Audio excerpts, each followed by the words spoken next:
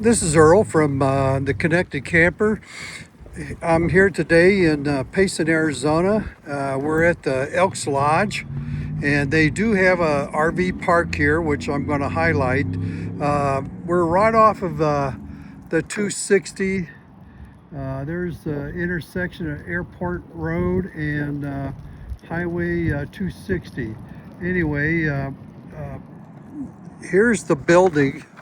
This is the Elks building here. They have a bar, restaurant. They have food just about every day, I think, except for Sunday. It's possible that you might be able to get pizza from the bar on a Sunday. I don't know. It kind of changes. Anyway, here's their, well, here's the parking lot that's in front of the building. Plenty of parking. And there's an open area there in the very back that we'll probably eventually get to, but that's for all dry camping. It's I'll get to the prices here shortly, but let's go back. Sorry about swerving around here, but here's the rest of the parking lot, and I'm going to walk down. Here's two spaces here for dry camping. I believe it's campsite 16 and 17, so yeah, you could park a couple big motor homes there. Like I said, it's dry camping there. There's no water or electric, but there is a community dump station. You can see the mountains around us here. There's an apartment complex across the street. I think there's a commercial building over there. I think that's the Firestone Auto Repair Center. But very beautiful here. This is one of my favorite camping spots. This is their post number, Elks Lodge post number 2154. They have a calendar on display here that tells you what's going on during the week and basically what's cooking in the kitchen. Anyway, it's all gravel down here. There's a little bit of grass in between. There, I believe there's 18 RV parking sites. This is number one here. Out of the 18, I believe there's only 50, only 350 amp connections, and the rest are 30 amp, except for, of course, the dry camping. There's nothing.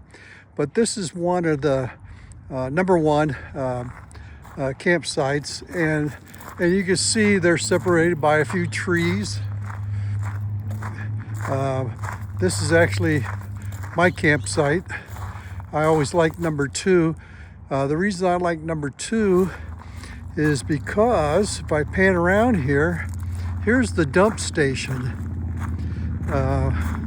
This is the community dump station. People dump when they leave. They have a honey wagon, I guess you would call it. If you want to take that over to your trailer and fill it up and bring it back over here and dump it, you can. They even have a riding lawnmower that you can hook it up to and go get your tank filled up and bring it back over here and dump it. This is the host site. They're in, I'm not sure what number this one is, but it's just called the Camp Host. Here's another site. It says number 18. Let's go back over here. This is site number 3, and it also has, this is a nice spot. It has a 50 amp service, and you can see the trees here. And then there's site number 4. I believe that's 30 amp. And there's a lot of trees in there, so you get a lot of shade. And that's site number 5. I believe those people are actually full-time and they work at inside the bar. Here's their dumpster to dump all your trash. You have to dump it yourself.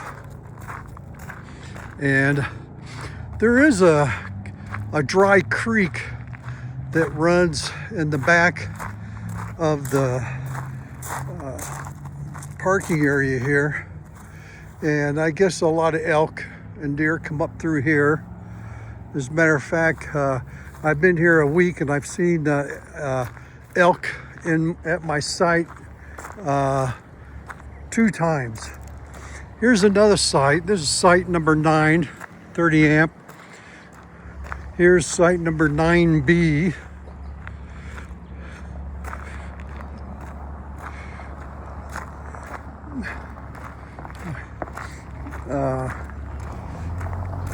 Here's site number 10. Here's site number 11. And there's site number 12. Someone's there. And actually it's site number 14. Here's their Ramada, I guess you want to call it, outdoor kitchen area. We'll go in here. They got tables. They have a refrigerator. They have a microwave, a popcorn machine. Not sure what all is here.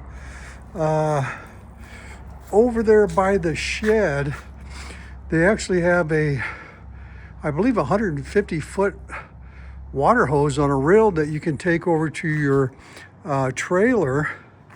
And they have a macerator that you can use to hook up to grind up your sewage. And if you're within 150 feet, which means you would have to be back over by my site, you could actually not have to move your trailer or use the honey wagon. You would just hook up the hose, drag it across the street, put it in the sewer, and dump your tanks. I've already done that once. Now we're getting out into the back parking lot, and I guess there might be a couple spaces here, but I think this area here is just wide open. Some nice shaded trees right here,